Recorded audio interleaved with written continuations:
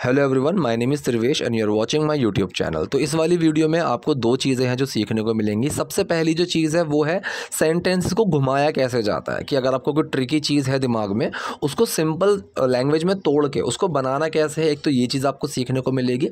दूसरा, आपको यहाँ पर थोड़े से फॉर्मल और एडवांस स्ट्रक्चर्स मिलेंगे, कि मतलब जब आप थोड़ी फॉर्मल बात कर रहे होते हो तब सेंटेंसेस के स्ट्रक्चर्स कैसे होते हैं, कैसा हम बातें करते हैं, वो आपको मिलेंगी। तो आपको क्या करना है, हिंदी सुननी है, माइंड में उसको ट्रांसलेट करना है और उसको बनाने की कोशिश करनी है। वीडियो को पॉज भी कर सकते हो। मैं इसमें ग्रामर के रूल्स बताता हुआ चलूँगा, अलग अलग तरीके से कैसे यूज़ करना है वो बताऊँगा। तो देखिए, पहला सेंटेंस है हमारे पास, ये कह रही है कि वो प्रिंसिपल थे। अब सीन क्या है छोटा सा, यहाँ पे ये है कि इसके पास एक कॉल आया, कॉल पे बात करने के बाद इन्होंने फ़ोन रखा और तब ये किसी से बोल रही हैं कि वो प्रिंसिपल थे। अब जैसे कि मतलब मैं फ़ोन पे किसी से बात कर रहा हूँ और मैंने फ़ोन रखा और मैं किसी को बोलूँ कि यार मम्मी थी, क्यों शोर मचा रहे हो। सो मैं बताऊँ कि मैं किससे बात कर रहा था, दैट वाज माय मॉम। तो यहाँ पे इसी तरीके से बोल रहे हैं वो प्रिंसिपल थे, that was the principal. Simple past का सेंटेंस है जहाँ पे वाज या वर का यूज़ होता है। प्रिंसिपल जो है वो सिंगुलर है, तो यहाँ पे वाज का यूज़ होगा कि वो प्रिंसिपल थे। अगर कॉल अभी भी चल रही है, मान लो कॉल अभी भी चल रही है और मैं बोलूँ कि यार लाइन पे ना प्रिंसिपल है, सो दिस इज़ आ जाएगा, वहाँ पे दिस इज़ का यूज़ हो जाएगा। लेकिन फ़ोन रख दिया, वो एक पास्ट वाली चीज़ बन गई। सो दैट वाज, ठीक है, so that was the principal. Rick एक क्लास ट्रिप से चला गया। अब देखिए, चला गया एक तो होता है कि वेंट, मतलब अगर गो का मतलब चले जाना, एक तो ये भी होता है। अगर मैं इसका पास्ट बनाऊँ तो वेंट लग जाएगा। लेकिन आप एक चीज़ और सीखो, कहीं से ना निकल जाना, ठीक है, चल के चले जाना कहीं से, ठीक। जैसे कि एक पार्टी चल रही है और मैं वहाँ से एक तरीके से मतलब चल के निकल गया, मैं बस वहाँ से निकल गया, बचा के मैं निकल गया वहाँ से। सो इस चीज़ में हम यूज़ करते हैं वॉक ऑफ का, ठीक है। मैं किसी से बोलूँ भाई डोंट वॉक ऑफ, ठीक है, तो मतलब एक तरीके से छोड़ के चले जाना, वो वाला तो वो होता है वॉक ऑफ, कि किसी चीज़ को छोड़ के वहाँ से निकल जाना, ठीक। एक होता है वॉक अवे। अब वॉक अवे और वॉक ऑफ में छोटा सा डिफरेंस है, ध्यान से समझना। वॉक ऑफ का मतलब मैंने बता दिया कि कहीं से निकल जाना, चल के निकल जाना वहाँ से, ये हो गया वॉक ऑफ का मतलब। वॉक अवे का मतलब होता है चल के दूर जाना, ठीक है। अब जैसे मैं किसी को बुला रहा हूँ कि मेरे पास आओ, वो और दूर जा रहा है चल के, ठीक है, तो वो वॉक अवे में आएगा। वॉक ऑफ का मतलब होता है वहाँ से निकल जाना, किसी कोई पार्टी चल रही है वहाँ से निकल गए, कोई पूजा चल रही है कि यार आई वॉकड ऑफ, ठीक है। अब दूसरी चीज़ आपको यहाँ पे ये सीखनी है, वॉकड ऑफ के साथ, वॉक ऑफ के साथ आप फ्रॉम, ऑफ, टू, इन चीज़ों का यूज़ मत करना। वॉक ऑफ अपने आप में ही कहीं से निकलने का सेंस लेकर चलता है, ठीक है। So I walked off from a party, ना ऐसे मत बोलना। I walked off a party, I walk off that party, मैं उस पार्टी से निकल गया। अब ये से का जो सेंस है अपने आप में लेकर चलता है, ठीक है। तो यहाँ पे इसने बोला रिक एक क्लास ट्रिप से चला गया। सेंटेंस है आपका पास्ट इंडेफिनिट का। तो पास्ट इंडेफिनिट का अगर सिंपल सेंटेंस है तो डिड छुपेगा एक्शन के अंदर और सेकंड फॉर्म बन जाएगी। अगर नेगेटिव या क्वेश्चन वाला सेंटेंस होता तो डिड बाहर आ जाता और एक्शन की फर्स्ट फॉर्म लगती। अब यहाँ पे एक्शन क्या है, यहाँ पे एक्शन है वॉक ऑफ, वॉक एक्शन है। सो सिंपल सेंटेंस है, डिड छुपेगा, वॉक की फॉर्म चेंज हो जाएगी। सो रिक एक क्लास ट्रिप से चला गया। Rick walked off a class trip, Rick walked off a class trip. तुम्हारे सभी पालन पोषण के बाद, अब जैसे मैं बोलता हूँ ना कि तुम्हारे इतने समझाने के बाद भी ऐसा हुआ, तो सेंटेंस पूरा ये नहीं है, सेंटेंस यहाँ पे ये है तुम्हारे सभी पालन पोषण के बाद वो अभी भी लापरवाह है, ठीक है। तो जैसे कि मैंने आपको सिंपल सी लैंग्वेज में समझाऊँ, अगर मुझे बोलना है कि तुम्हारे इतने समझाने के बाद भी उसको समझ में नहीं आया, ठीक है। सो आफ्टर, ठीक है, after explaining him so much, या फिर after you tried explaining him so much, ठीक है, after even trying so much. तो मतलब इतना करने के बाद मैं आपको ये समझाने की कोशिश कर रहा हूँ कि जहाँ पे आफ्टर या बिफोर का यूज़ करते हो, उसके बाद जो एक्शन आता है उसमें आईएनजी आ जाता है, ठीक है। सिंपल सी बात इतनी सी है। सो तुम्हारे सभी पालन पोषण के बाद, अब पालन पोषण का मतलब क्या होता है, पेरेंट, ठीक है। पेरेंट का मतलब वैसे तो होता है माँ बाप, लेकिन पेरेंट अपने आप में एक एक्शन भी होता है। इस एक्शन का मतलब होता है पालन पोषण करना, ठीक है। पेरेंट अपने आप में एक्शन भी होता है। सो पेरेंटिंग का मतलब होता है यहाँ पे पालन पोषण करना, ठीक। अब जिसमें आईएनजी लग जाता है पेरेंटिंग, तो वो चीज़ आती है पालन पोषण करने के लिए, ठीक। तो पेरेंट का मतलब पालन पोषण। अब मैंने वही बताया खेलना सेहत के लिए अच्छा होता है, तो उसमें आईएनजी लग जाता है कि playing is good for health, ठीक है। तो यहाँ पे पालन पोषण करना वाला सेंस आ गया, फिर नहाने वाला सेंस आ गया, तो आईएनजी लग जाएगा। ठीक है, इस तरह से वीडियो बनाना मुझे पसंद है। I like making such kind of videos, इस तरीके से I like making such videos, I like making this kind of videos. तो वो बनाना, अब आप मुझे बोलो कि सर मुझे आपकी वीडियोस देखना बहुत पसंद है, so I like watching your videos. ठीक है, इस तरीके से तो आईएनजी लग जाता है जहाँ पे ना वाला सेंस कुछ आता है। सो तुम्हारे सभी पालन पोषण के बाद तो आफ्टर आएगा, और आफ्टर के बाद जो एक्शन है उसमें आईएनजी लगेगा। ठीक है, so after all the parenting you have done, ठीक है, after all the parenting you have done. तो यहाँ पे जैसे कि मैं बोलूँ तुम्हारे इतना समझाने के बाद, after you try to make him understand, ठीक है, after trying to make him understand, इस तरीके से।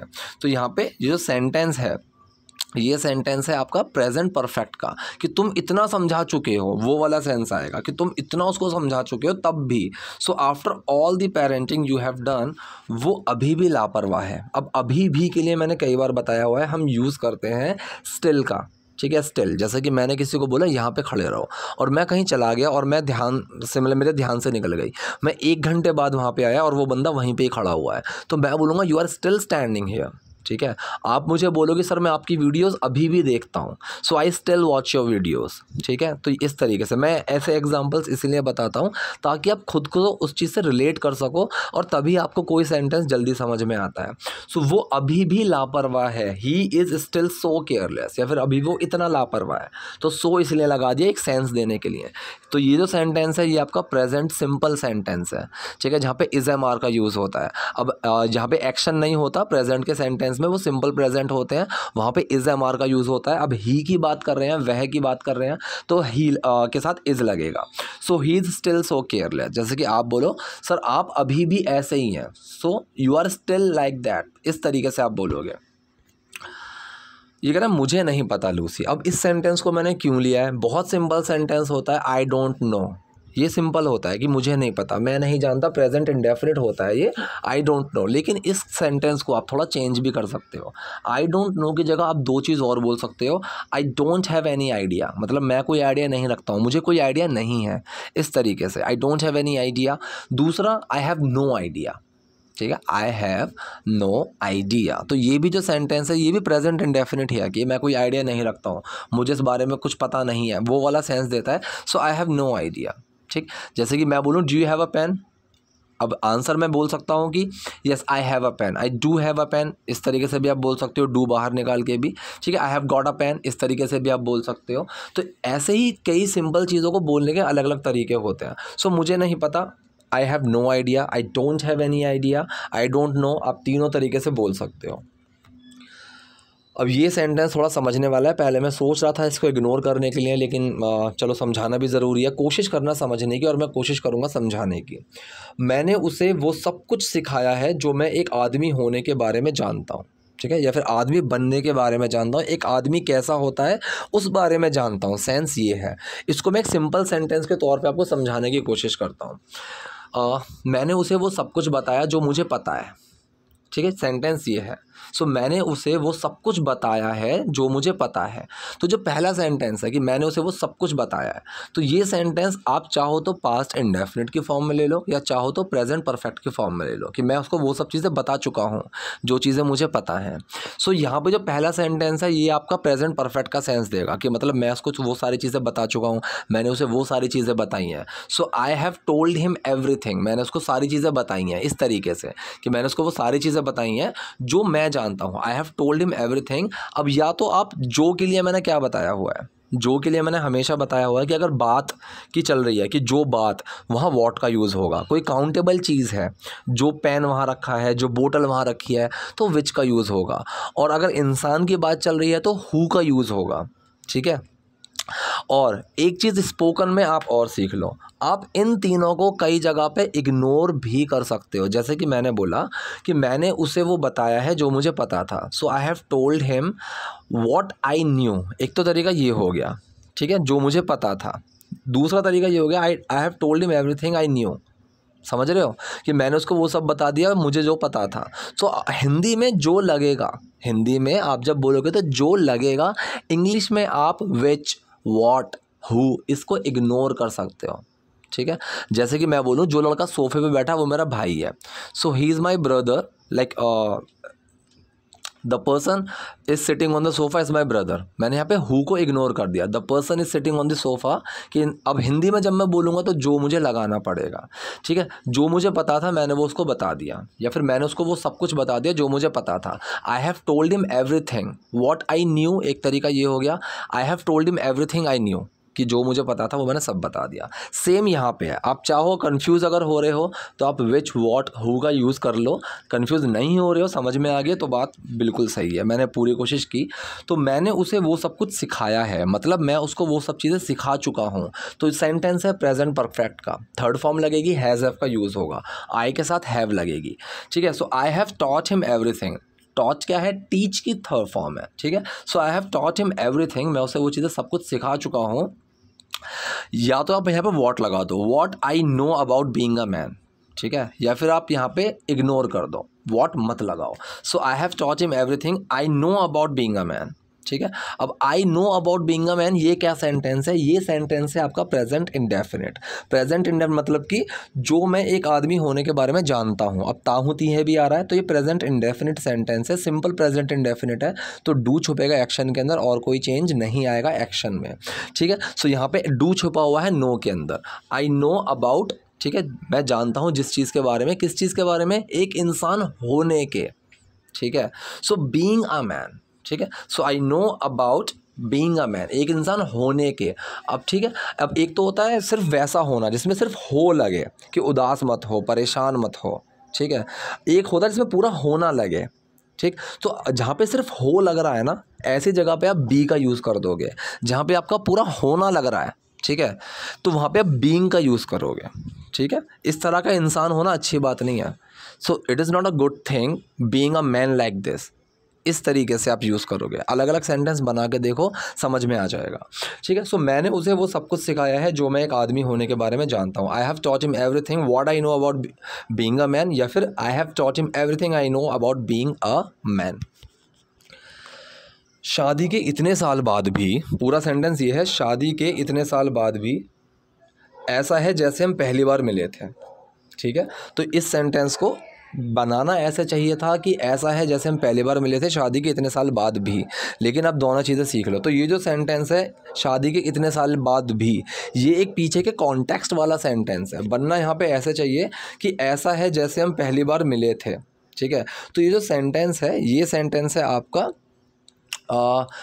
पास्ट इंडेफिनिट का, पहली बार मिले थे वाला। लेकिन यहाँ पे आप समझने की कोशिश करो, शादी के इतने साल बाद भी, ठीक है। So after all these years of marriage, ठीक है, इस तरीके से बनेगा। So after all these years of marriage, शादी के इतने साल बाद भी। अब यहाँ पे आईएन, मैंने ये चीज़ बताई थी कि आफ्टर के बाद जो आएगा उसमें आईएनजी लगता है। मैंने क्या बोला था, मैंने बोला आफ्टर के बाद जो एक्शन आएगा उसमें आईएनजी लगता है, लेकिन यहाँ पे कोई एक्शन नहीं है, ठीक है। So after all these years of marriage, शादी के इतने साल बाद भी ऐसा है जैसे हम पहली बार मिले थे, ठीक है। अब इसमें दो सेंटेंस छुपे हुए हैं, एक तो ऐसा है, दूसरा जैसे हम पहली बार मिले थे। सो ऐसा लगता है वाला सेंस है ये। सो इट इज़ लाइक, ये ऐसा है, ठीक है। इट इज़ लाइक, ये ऐसा है। ये जो सेंटेंस है ये सिंपल प्रेजेंट है, सिंपल प्रेजेंट जिसमें कोई एक्शन नहीं है। इट इज़ लाइक, ये ऐसा है जैसे हम पहली बार मिले थे, ठीक है। तो इट्स लाइक, इसके अंदर पूरा सेंटेंस आ गया, ऐसा है जैसे हम पहली बार मिले थे। ये सेंटेंस हो गया आपका पास्ट इंडेफिनिट, हम पहली बार मिले थे, वी मेट फर्स्ट। अब आपको कैसे भी बोलना हो, ऐसा है, ऐसा मतलब ऐसा लग रहा है, ऐसा लगता है, वो वाला। ऐसा है जैसे कि मैंने भूत देख लिया हो, so it is like I saw a ghost, या फिर I have seen a ghost. इस तरीके से कि ऐसा है जैसे मैंने पता नहीं क्या खा लिया हो। तो आप इस सेंटेंस को अलग अलग तरीके से बना के देखो, समझ में आ जाएगा। और मैं ऐसे सेंटेंसेस के लिए ही बोलता हूँ, आप कॉपी पेन लेकर रखो। आपको ना ऐसे सेंटेंसेस लिख लेने होते हैं ताकि आपको इसका स्ट्रक्चर समझ में आए। अब इस सेंटेंस को आप इंटेंशनली अगर दिन में 5 या 6 बार यूज़ करोगे, अपने दोस्तों के साथ व्हाट्सएप पे आप किसी से बात कर रहे हो तब यूज़ करो, या फिर अपने दिमाग में ही इस सेंटेंस के स्ट्रक्चर को बोलते रहो, तो दिन में अगर आप एक स्ट्रक्चर भी, मेरी इस वीडियो में कम से कम 20-25 सबटाइटल्स होते हैं हर वीडियो में, उन 20-25 में से मैं कह रहा हूँ अगर आप 2 भी लिख लो अपने पास, दो भी अपने साथ रखो और उन दो स्ट्रक्चर्स की प्रैक्टिस करो, तो आपको बहुत अच्छे से समझ में आ जाएगा, ठीक है, और आप उनको अच्छे से यूज़ कर पाओगे, आपको वो याद हो जाएंगे और आगे चल के ऐसे ऐसे स्ट्रक्चर्स आपके ज़ुबान से अनइंटेंशनली ही, मतलब बिना सोचे ही, बिना जानबूझ के कुछ किए हुए अपने आप निकलेंगे, and that will give you the more confidence कि हाँ चलो आप कुछ सीख रहे हो। On the top of the head कि मैं इस चीज़ में आपको एक ग्रामर भी सिखाता हुआ चल रहा हूँ, मैं ये नहीं कर रहा कि मैंने आपको सिर्फ हिंदी बताई, इंग्लिश बताई। ऑल्दो इस तरीके से बहुत सारे चैनल्स हैं, what they are doing is कि वो सिर्फ हिंदी बोलते हैं, इंग्लिश बोलते हैं, इस तरीके से आपको हो सकता है कि रट जाओ, लेकिन you won't get the idea कि इसके पीछे का लॉजिक क्या है and how we can like इसको थोड़ा सा मॉडिफाई किस तरीके से कर सकते हैं और इसको अलग सिनेरियोज में कैसे यूज़ कर सकते हैं। So I try my best कि मैं आपको वो चीज़ भी दे पाऊँ where you can feel confident कि हाँ मैं इसको थोड़ा मॉडिफाई भी कर सकता हूँ। The only reason is I know the logic behind this sentence. सो ऐसा है जैसे हम पहली बार मिले थे, इसमें दो सेंटेंसेस छुपे हुए हैं। पहला है आपका सिंपल प्रेजेंट, ऐसा है जैसे। सो इट इज़ लाइक ऐसा है का मतलब इट इज़, और जैसे का सेंस लेकर चल रहा like. So it is like simple present sentence हुआ, हम पहली बार मिले थे। पास्ट इंडेफिनिट सेंटेंस हुआ, सो यहाँ पे मीट की फॉर्म चेंज हो गया, वी फर्स्ट मेट या फिर वी मेट फर्स्ट, आप दोनों तरीके से यूज़ कर सकते हो। खैर क्या फ़र्क पड़ता है जब तुम प्यार में हो, ठीक है, जब तुम प्यार में हो, ठीक है। सो खैर के लिए हम यूज़ करते हैं वेल। क्या फ़र्क पड़ता है जब तुम प्यार में हो। अब ये भी एक बहुत अच्छा स्ट्रक्चर है, आप इसको भी लिख सकते हो कि क्या फ़र्क पड़ता है जब तुम प्यार में हो। सो क्या फ़र्क पड़ता है का मतलब ये जो सेंटेंस है क्या फ़र्क पड़ता है, ये सेंटेंस है आपका प्रेजेंट इंडेफिनिट सेंटेंस, और ये वो सेंटेंस है जिसका मैं हाँ या ना में जवाब नहीं दे सकता, जिसमें क्वेश्चन वर्ड आएगा। So what does it matter कि क्या फ़र्क पड़ता है। सो पहले आया हमारा क्वेश्चन वर्ड व्हाट, फिर आएगा हमारी हेल्पिंग वर्ब जो डज़ है यहाँ पे, क्योंकि सिंगुलर की बात चल रही है ना कि क्या फ़र्क पड़ता है, सिर्फ सिंगुलर है। सो फिर आएगा हमारा डज, फिर एक्शन जो है हमारा इट मैटर, ये वो वाली चीज़ आ जाएगी, ठीक है। तो अगर मैं बोलूँ कि क्या फ़र्क पड़ता है, so what does it matter, मैं बोलूँ कैसे फ़र्क पड़ता है, so how does it matter, ठीक है, क्यों फ़र्क पड़ता है इस चीज़ से, so why does it matter, ठीक, समझ में आया ये चीज़।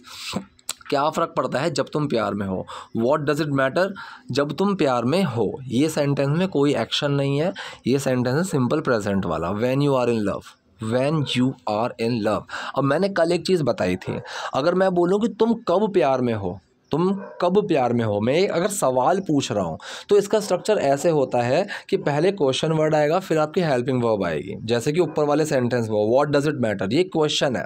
लेकिन जब दूसरी लाइन है ना, जब तुम प्यार में हो, ये क्वेश्चन नहीं है, ये वाली लाइन सिर्फ एक बात है, ठीक है। अगर मैं पूछूं तुम कब प्यार में हो, so when are you in love, ये स्ट्रक्चर होगा कि क्वेश्चन वर्ड के बाद सीधा आएगी आपकी helping verb. So when are you in love आ जाएगा कि तुम कब प्यार में हो। लेकिन जब आप बता रहे हो, ठीक है, कि जब तुम प्यार में हो, सो वहाँ पे स्ट्रक्चर ऐसे नहीं होगा, when you are in love होगा, ठीक है। तो उसके तुरंत बाद हेल्पिंग वर्ब नहीं आएगी, ठीक है। तो स्ट्रक्चर बिल्कुल सिंपल रहेगा, when you are in love. तो क्या बना, क्या फ़र्क पड़ता है जब तुम प्यार में हो, what does it matter when you are in love. हम सोच रहे थे कि तुम कहाँ थे, ठीक है। सो सोचने के लिए तो थिंक होता है, ठीक है, थिंक आप लगा सकते हो कि वी वर थिंकिंग, हम सोच रहे थे। इसमें दो सेंटेंस हैं, ठीक है, एक सेंटेंस तो है आपका पास्ट कॉन्टीन्यूअस और एक है सिंपल पास्ट जिसमें कोई एक्शन नहीं है। तो जो पहला सेंटेंस है हम सोच रहे थे, इसमें एक्शन है सोचने का, तो ये पास्ट कॉन्टीन्यूअस है। सो वी वर थिंकिंग या फिर वी वर वंडरिंग, तो वंडरिंग भी आप लगा सकते हो, ठीक है, सोचने के तौर पे, एक इमेजिन करने के तौर पे कि मैं सोच ही रहा था, मैं इमेजिन कर ही रहा था, एक उस तरीके से। सो वी वर वंडरिंग, ये हो गया आपका पहला पास्ट कॉन्टीन्यूअस। अगला है सिंपल पास्ट कि तुम कहाँ थे, ठीक है। अब यहाँ पे की के लिए दैट भी लगा सकते हो और इंग्लिश में आप दैट को इग्नोर भी कर सकते हो। We were wondering that where were you, या फिर we were wondering where were you.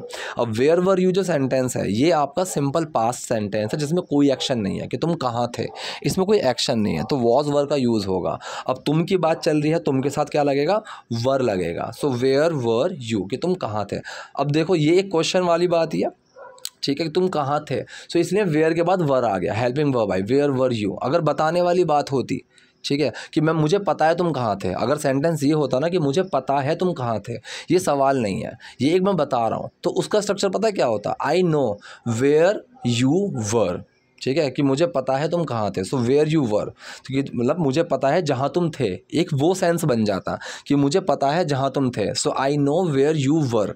लेकिन हम यहाँ सवाल अगर पूछ रहे हैं सो वेयर वर यू आ जाएगा। तो छोटी सी चीज़ें समझने की कोशिश करो, आई होप समझ में आ भी गई होगी। ठीक है, so we were wondering where were you, कि हम सोच रहे थे तुम कहाँ थे। तुम सुबह देर तक सो सकते हो। ठीक है, अब यहाँ पे आप चाहो तो टिल का यूज़ कर सकते हो, टिल। ठीक है, बहुत इजीली यूज़ कर सकते हो टिल लेट। या फिर अगर आप एक स्पोकन में चाहो तो एक बहुत अच्छा तरीका है, टिल को इग्नोर कर दो। सो तुम सुबह देर तक सो सकते हो, you can sleep late in the morning. ठीक है, अगर जैसे मैं पूछूँ मैं पार्टी में लेट पहुँचूँगा, देर तक पहुँचूँगा, so I will reach late in the party. ठीक है, सिंपल सा आप ऐसे बोल सकते हो। तक के लिए कोई चीज़ लगाने की ज़रूरत नहीं है कि तक के लिए मैं क्या लगाऊं। ठीक है, ऐसे स्ट्रक्चर्स में आप सिंपल इसको इग्नोर कर सकते हो। So you can sleep late in the morning. ठीक, तो ये जो सेंटेंस है सकता है सकती है वाला सेंटेंस है, कैन लगेगा। ठीक है, so you can sleep late in the morning, तुम सुबह देर तक सो सकते हो। लेकिन मछलियों को खिलाना मत भूलना। ठीक है, अब एक तो हो गया ये, मछलियों को खिलाना मत भूलना, मछलियों को खाना खिलाना मत भूलना। अगर सेंटेंस ये भी हो ना कि मछलियों को दाना डालना मत भूलना, तब भी सेम ही रहेगा। ठीक है, मछलियों को दाना डालना मत भूलना। अब ये कि खिलाने का मतलब क्या होता है, फीड। ठीक है, फूड होता है खाना। ठीक है, ईट होता है मतलब फूड तो हो गया एक मटेरियल वाला खाना, प्रोसेस वाला खाना जो होता है कि मैं खा रहा हूँ वो हो गया ईट, टेक, हैव। ठीक है, अब जब हो गया खिलाना, इसको हम बोलते हैं फीड। मछलियों को खिलाना मत भूलना या फिर मछलियों को दाना डालना मत भूलना। अब ये जो सेंटेंस है ये वो है जहाँ पे हम किसी को कुछ करने के लिए बोलते हैं या ना करने के लिए बोलते हैं। ऐसे सेंटेंस में डू का यूज़ होता है। So but do not forget to feed the fish. ठीक है, कि मछलियों को खिलाना मत भूलना, do not forget to feed the fish. Fish के साथ मछलियों के लिए भी फ़िश ही लगाएंगे, फिशेज़ मत कर देना, क्योंकि फ़िश का जो प्लूरल है वो फ़िश ही है। ठीक है, अब कह रहा है मैं अब धैर्य खो रहा हूँ। ठीक है, ठीक, तो ये यहाँ पे अगला सेंटेंस है, मैं अब धैर्य खो रहा हूँ। अब इस धैर्य खोने को मतलब क्या बोलते हैं, जैसे मैं बोलता हूँ ना कि भाई अब मुझे गुस्सा आ रहा है, जैसे कि मैं ये बोलूँ कि अब मुझे गुस्सा आ रहा है, मैं ना अपना मतलब पेशेंस खो रहा हूँ, तो हम जब इस तरीके से बोलते हैं तो इसको इंग्लिश में हम बोलते हैं पेशेंस लूज़ करना, कि आई एम लूजिंग माई पेशेंस, कि भाई मैं अपना धैर्य खो रहा हूँ, मुझे गुस्सा आ रहा है, उस तरीके से। So I am losing my patience बोल लो या फिर आई एम लूजिंग पेशेंस, इतना भी बहुत है। तो ये कह रहा है मैं अब धैर्य खो रहा हूँ, I am losing patience now. ठीक है, तो ये जो सेंटेंस है ये आपका प्रेजेंट कॉन्टीन्यूअस सेंटेंस है, इज एम आर और एक्शन में I N G. So I am losing patience now, मैं अब धैर्य खो रहा हूँ। मैंने इस अहंकारी के लिए काफ़ी देर तक इंतज़ार किया है। अब या है ये है, तो समझ जाओ कि ये जो सेंटेंस है ये है आपका प्रेजेंट परफेक्ट वाला, कि मैं इस अहंकारी इंसान के लिए, मैं इस अहंकारी के लिए काफ़ी देर तक इंतज़ार कर चुका हूँ। ठीक है, सो हैज़ हैव का यूज़ होगा और एक्शन में थर्ड फॉर्म लगेगी। So I have waited long enough. अब लॉन्ग एनफ जो है ना ये अपने आप में एक सेंस लेकर चलता है, मतलब पर्याप्त, काफ़ी, वो वाला सेंस लेकर चलता है, काफ़ी वाला। ठीक है, कि ये काफ़ी है, दिस इज़ अनफ। मैं इस तरीके से बोलूँ, तुम काफ़ी बोल चुके हो, यू हैव स्पोकन अनफ। ठीक है, तुम काफ़ी देर तक बोल चुके हो, you have spoken long enough. समझ में आया, यही वाला है कि मैं इस अहंकारी के लिए काफ़ी देर तक इंतज़ार किया है मैंने। ठीक है, so I have waited long enough for this egomaniac. ठीक है, अब मैनियक जो वर्ड है ना, ठीक है, मैनियक का मतलब होता है पागल, मतलब किसी चीज़ के पीछे ज़्यादा ही पागल, उस चीज़ के पीछे मतलब वो चीज़ उसके अंदर ठूस ठूस के भरी हुई है, इस तरीके से। ठीक है, स्टडी मैनियक, आप इस ये नए वर्ड बना देते हैं। ठीक है, ऐसे ऐड कर करके ना बना देते हैं। ठीक है, तो यहाँ पे ईगो के आगे वर्ड लगाते हैं, ईगो मैनियक, मतलब जिसमें ईगो कूट कूट के भरी पड़ी हो, ईगो के चक्कर में पागल हुआ पड़ा हो, उस तरीके से। अहंकारी, ईगो का मतलब होता है अहंकार, यहाँ पे आप ईगोस्टिक भी लगा सकते हो। ठीक है, ईगोस्टिक पर्सन, कि एक अहंकारी इंसान। ठीक है, या फिर अब ईगो मैनियक, ये थोड़ा ज़्यादा हो गया। ठीक है, ईगो मैनियक वाला जो है ये थोड़ा उसके उसमें ज़्यादा हो गया। ठीक है, तो मैंने इस अहंकारी के लिए काफ़ी देर तक इंतज़ार किया है। I have waited long enough for this ego maniac, for this ego maniac. अगला सेंटेंस हमारे पास, मैं इसके लिए सालों से लड़ रहा हूँ। अब यहाँ पे आप छोटा सा मेरी बात समझने की कोशिश करो। कोई एक काम चल रहा है, पहले से चल रहा है, ये सेंटेंस होते हैं आपके प्रेजेंट परफेक्ट कॉन्टीन्यूअस। कोई एक काम चल रहा है, अगर मैं बोलूँ कि मैं लड़ रहा हूँ, सो आई एम फाइटिंग, ये हो गया आपका सिंपल प्रेजेंट कॉन्टीन्यूअस। लेकिन मैं बोलूँ कि मैं काफ़ी टाइम से लड़ रहा हूँ, उसमें मैंने ये चीज़ मेंशन कर दी कि तो वो आपका बनेगा प्रेजेंट परफेक्ट कॉन्टिन्यूस। वहाँ पे हैज़ बीन हैव बीन का यूज़ होगा, आईएनजी एक्शन में लगेगी, और सिंस फॉर का यूज़ होगा अगर टाइम मेंशन किया हुआ है तो, नहीं मेंशन किया हुआ तो नहीं लगेगा सिंस या फॉर। जैसे कि मैं बोलूँ कि भाई मैं तेरा इंतज़ार कर रहा हूँ, एक तो हो गया I am waiting for you. अगर मैंने उसको ये बोला कि भाई I have been waiting for you, where are you, ठीक है, तो इसका मतलब ये हो गया कि मैं तेरा काफ़ी देर से इंतज़ार कर रहा हूँ, ठीक है। तो यहाँ पे काफ़ी देर के लिए अगर आपने नहीं कुछ लगाया लेकिन आपने सिर्फ इतना बोला सामने वालों को I have been waiting for you, तो ये इंसान वो खुद समझ जाएगा कि इसका मतलब भाई ये काफ़ी देर से वेट कर रहा है, ये पिछले कुछ टाइम से वेट कर रहा है, ठीक है। सो इसके लिए सालों से लड़ रहा हूँ मैं, इसके लिए सालों से लड़ रहा हूँ। अब यहाँ पे मेंशन कर दिया सालों से, तो कोई चीज़ पीछे से चलती हुई आ रही है। So I have been fighting for this for years, ठीक है, I have been fighting for this, मैं इसके लिए लड़ रहा हूँ कब से, फॉर ईयर्स, सालों से, ठीक है। अगर यहाँ पे सालों से की जगह मेंशन कर देता मैं 2012 से, तो सिंस आ जाता कि I have been fighting for this since 2012, लेकिन यहाँ पे सिर्फ सालों से है, ऐसी जगह पे हम फॉर का यूज़ करते हैं। So I have been fighting for this for years. लेकिन बीमारी ने मेरे अंगों को ठीक कर दिया है, ठीक है, लेकिन बीमारी ने मेरे अंगों को ठीक कर दिया है, इंद्रियों को ठीक कर दिया, वो वाला सेंस है। बट ठीक, अब ये जो सेंटेंस है, ये सेंटेंस पहले मैं बता दूं कौन सा है, या है ये ऐसा समझ गए होगे। ये सेंटेंस भी आपका प्रेजेंट परफेक्ट सेंटेंस है कि बीमारी मेरे अंगों को ठीक कर चुकी हैं, ठीक है। तो ये चीज़ आपको ना समझनी पड़ेगी, ऐसी छोटी छोटी चीज़ें ही कन्फ्यूज़ करती रहती हैं कि आपका ये सेंटेंस है कौन सा। अगर मैं सेंटेंस सिंपल सा दूं कि मैं खाना खा चुका हूं, इसको तो लोग बना देते हैं आसानी से कि सर ये तो समझ में आ गया। अगर मैंने इसी सेंटेंस को थोड़ा सा सिंपल बोल दिया ना, भाई मैंने खाना खा लिया, इसको बनाओ, यहाँ पे लोग कंफ्यूज हो जाते हैं। तो मैं आपको यही कहता हूँ कि पहले ऐसे स्ट्रक्चर्स को अपनी बुकिश लैंग्वेज में तोड़ना सीखो। ये चीज़ें ना बहुत ज़रूरी है सीखनी, लोग नहीं सब बोलते हैं। ऐसे ऐसे बेवकूफ़ लोग हैं जो ये भी बोल देते हैं, मतलब ये चलो सॉरी इस वर्ड के लिए जो मैंने यूज़ किया, लेकिन ऐसे लोग हैं जो ये वर्ड बोलते हैं सीधा इंग्लिश में सोचो। यार सीधा इंग्लिश में सोचना पॉसिबल ही नहीं है जब तक आपको आपकी लैंग्वेज को एक कन्वर्टेबल लैंग्वेज में कन्वर्ट करना नहीं आएगा, ठीक है। मैं किसी से इतना बोलूँ मैंने खाना खा लिया है, अब यार इस सेंटेंस को मैं वो लिया है या है कैसा कि ये कैसा बनेगा, इस चीज़ के पीछे अगर आप एकदम भागोगे ना तो ये आपको टाइम बहुत लेगा, आपका बहुत टाइम कंज्यूम करेगा सीखने के लिए। ऐसे स्ट्रक्चर्स को पहले आप अपनी बुकिश लैंग्वेज में थोड़ा सा तोड़ो, ठीक है, तोड़ोगे तब आपको समझ में आएगा। अब जैसे मैंने एक लाइन बोली कि ऐसे स्ट्रक्चर्स को अपनी बुकिश लैंग्वेज में तोड़ो, इस सेंटेंस को बनाओ, ठीक है।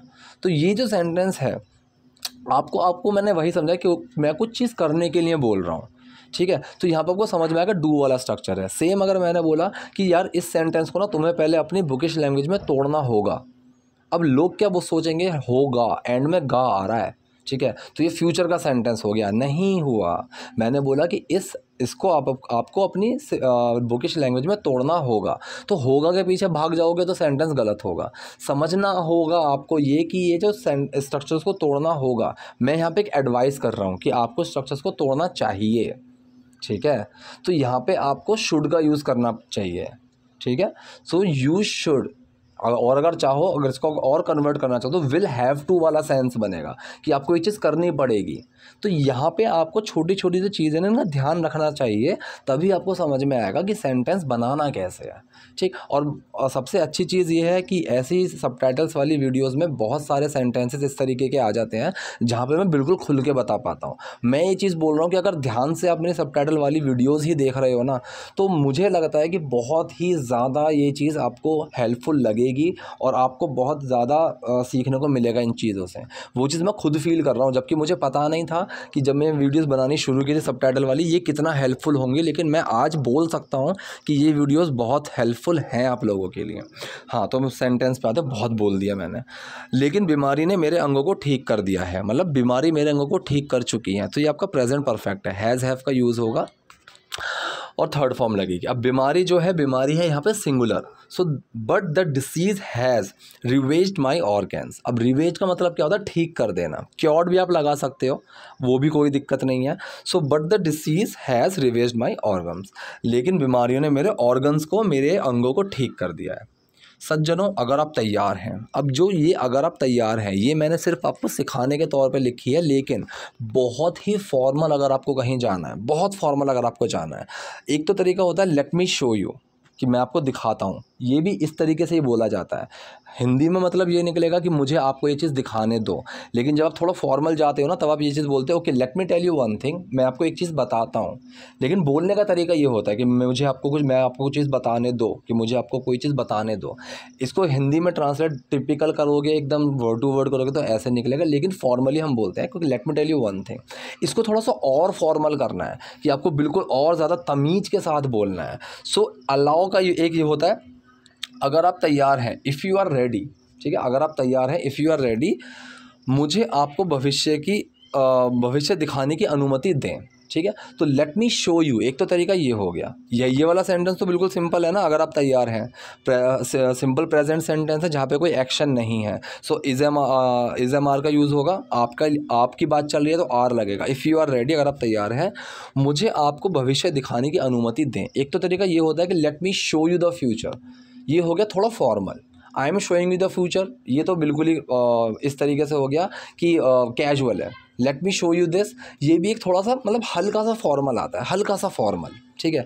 लेकिन अगर आप उसको बिल्कुल फॉर्मल रखना है सो अलाउ का यूज़ करते हैं, ठीक है, कि allow me to show you the future, ठीक है। अब जैसे कि मान लीजिए कोई वेटर है, ठीक है, किसी रेस्टोरेंट में वेटर है, बहुत अच्छा रेस्टोरेंट है, बहुत अच्छा होटल है, उसमें कोई वेटर है और एक बहुत ही बड़ा इंसान आया है खाना खाने के लिए, ठीक है। अब वो इंसान क्या कर रहा है, अपना मतलब कि बर्तन उठा के अपने प्लेट में खुद ही डिश को अपनी सर्व कर रहा है। तो यहाँ पे वेटर क्या बोलेगा, सर मैं कर देता हूँ। तो वो इसको कैसे बोलेगा, बहुत formal, sir allow me to serve, ठीक है, मतलब मुझे सर्व करने दो, मैं सर्व कर देता हूँ। वो चीज़ कुछ करने के लिए बोल रहा है, तो बहुत ही फॉर्मल होता है अलाउ का यूज़ करना, ठीक है। अगर आपको जैसे वैसे बोलना हो कि sir let me give you one advice, कि मैं आपको एक एडवाइस देता हूँ, ठीक है, आपको बहुत तमीज़ से बोलना है, sir allow me if I can give you one advice, ठीक। तो ये हो गया तरीका बोलने का कि मैं आपको एक चीज़ एडवाइस करता हूँ, लेकिन बहुत तरीके के साथ। सो मुझे आपको भविष्य दिखाने की अनुमति दें, या फिर मैं आपको भविष्य दिखाता हूँ, लेकिन बहुत तरीके के साथ बोलना है। Allow me to show you the future, allow me to show you the future. अब अगर आखिर ये भला है क्या, ठीक है, अब जैसे बोलते हैं क्या है ये, क्या भला है ये, तो इसके पीछे वर्ड टू वर्ड मत भागो। जब ऐसी एक फीलिंग आती है तो what the hell is that, what the hell is that, ये क्या बकवास है, दिस भी लगा सकते हो, ठीक है, what the hell is this, ये क्या है, ठीक है। लेकिन ये दूर से देख रहे हैं, what the hell is that, ये है क्या, ये भला है क्या। तो सिंपल प्रेजेंट सेंटेंस है जहाँ पे कोई एक्शन नहीं है, सिर्फ आप एक कंडीशन बता रहे हो। ये कह रहा है एक नई खोज। अब नई खोज क्या होती है, ठीक है, इनोवेशन, ठीक है, एन इनोवेशन, एक नई खोज, ठीक है, एन इनोवेशन, जो न केवल मेरी जान बचाएगा, ठीक है। अब जो न केवल मेरी जान बचाएगा, इस तरीके से जब आप सेंटेंस को बोलते हो तो इसका एक स्ट्रक्चर होता है। ये है तो फ्यूचर का ही सेंटेंस, फ्यूचर इंडेफिनिट ही है ये, ठीक है। That will not only save my life, जो ना सिर्फ मेरी जान बचाएगा, जो ना केवल मेरी जान बचाएगा। अब जैसे मैं बोलूँ, ये वीडियोज़ ना केवल आपको इंग्लिश सिखाएंगे, ठीक है, so these videos will not only teach you English, बल्कि आपको यही चीज़ भी सिखाएंगी। इस तरीके का एक सेंटेंस आता है ना, यहाँ पे वो स्ट्रक्चर यूज़ होता है। So that will not only का मतलब सिर्फ यही नहीं, so that will not only save my life, ये ना केवल मेरी जान बचाएगा, ये सिर्फ मेरी जान बचाएगा, लेकिन इस कंपनी का जीवन भी, but the life of this company also, but the life of this company also. तो पूरा सेंटेंस है ये फ्यूचर इंडेफिनिट की फॉर्म में ही है, बस ये दोनों अलग अलग स्क्रीनशॉट्स में लिए हैं मैंने, लेकिन सेंटेंस एक ही है, ठीक है। सो यहाँ पे सेंटेंस क्या बना, एन इनोवेशन, एक नई खोज, जो ना केवल मेरी जान बचाएगा, that will not only save my life, लेकिन इस कंपनी का जीवन भी, but the life of this company also, ठीक है। तो पूरा सेंटेंस ये बना हुआ है। तो अभी आपको इसका एक दो स्ट्रक्चर्स लीजिए, एक दो कंडीशन सोचिए कि इस सेंटेंस पे और मैं क्या क्या बना सकता हूँ, कमेंट बॉक्स में बनाओ, मैं वो चीज़ भी देखूँगा। और अगर आपको वीडियो पसंद आई तो लाइक करो, नए हो लाइक सब्सक्राइब दोनों करो, और शेयर भी कर देना अगर आपका मन करे तो, क्योंकि मैंने काफ़ी टाइम से बोला नहीं है। जो एंड तक आया होगा मेरी आवाज़ सुनते सुनते देखते देखते, और वो इंसान शायद कर भी दे शेयर। जिस इंसान ने बीच में स्किप कर दिया होगा, छोड़ दिया होगा, वो तो कर ही नहीं सकता, क्योंकि मैंने बोला ही नहीं है। मैं बीच बीच में नहीं बोलता रहता। आज मेरा पता नहीं क्यों बहुत मन कर रहा है बोलने का, इसलिए बोलता जा रहा हूँ, बीच में बातें भी आती जा रही हैं। तो चलिए अभी के लिए इतना ही बहुत है, और मिलते हैं अगली वीडियो में। Bye bye.